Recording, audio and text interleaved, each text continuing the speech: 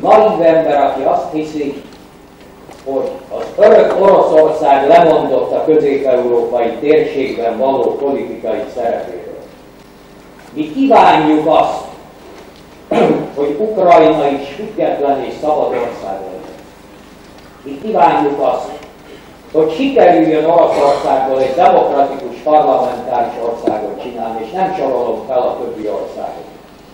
De ha valaki azt hiszi, hogy az orosz tábornokok, akik a légi deszant hadosztályokat nagyon fontosnak tartják, hogy modernnek maradjanak, és jellemzői maradjanak a hadseregnek, és akik visszavonják Oroszországban már tudatosan több év óta a nukleáris haditechnikát, és ennek örülnek a nyugatiak is, mert nem szóródik szét a nukleáris erő, bizonytalanabb kezekben. Nem ok nélkül támogatták Gorbacsovot akkor is, amikor már világos volt, hogy meggyengült a befolyása.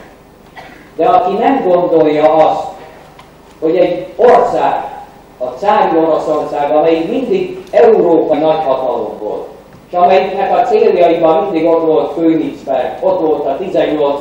században, ott volt Hindenburg idején, a végig Kaliningrád lett. És aki nem gondol arra, hogy a Dardanellák és a földközi tengerre való kijutás mit jelent.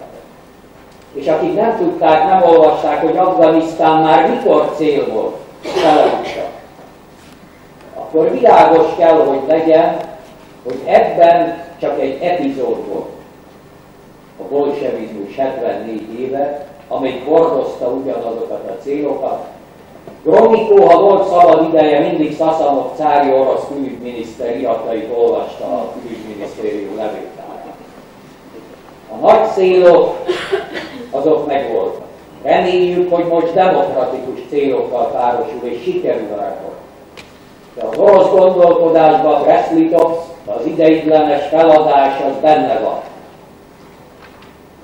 És amikor Lenin hatalomra került, 17-ben, minek vetett véget? Mire a cári Oroszország Szerbiát szövetségesnek tekintette. Támogatta a cseh újjászületést. A pánszlávizmusról leveleznek a múlt század nagyjai. Az egész kelet-közép-európai térség úgy, ahogy volt, a programban volt az, amit később Varsói Paktumnak vagy KGST-nek neveztek. És van egy könyvem Korvin Gyula könyvtárából, ahol az áll benne, hogy mit nyertünk Leninnel, és Kornis mellé írja 25 évet.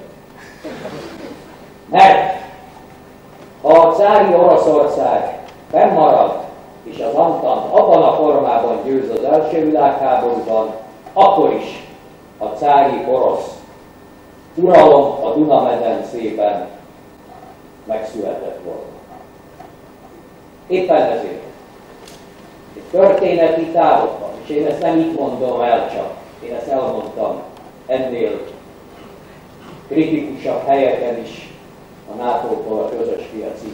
Igenis, ebben a térségben úgy kell gondolkodni, hogy támogatni gazdaságilag és politikailag ezeket a területeket, és az amerikai jelenlétre szükség van, ezt Moszkvában 90. júniusában mondtam el a Varsói Szerződés utolsó ülésén.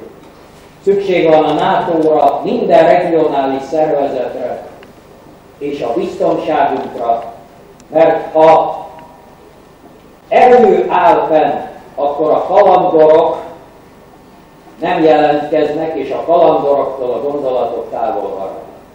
De tudni kell azt, hogy ma a legkisebb hadseregünk nekünk van. És tudni kell azt, hogy mi csak a biztonságpolitikára és a külpolitikára építhetünk. Nem hobbim a külpolitika, vagy természetesen az. De nem azért csinálom, hanem azért, mert az a külpolitika, amit a kormányunk képvisel, és amire olyan nagy súlyt helyezünk, az jelenti ennek az országnak a biztonságát. És az nem luxus, és nem elhanyagolása a belpolitikának, a gazdasági és szociálpolitikának, mert ezzel a kül- és biztonságpolitikával lehetünk stabil oázis, ezzel jön ide a tőke, ettől születik meg a munkaalkalom, ettől marad meg a magyar függetlenség.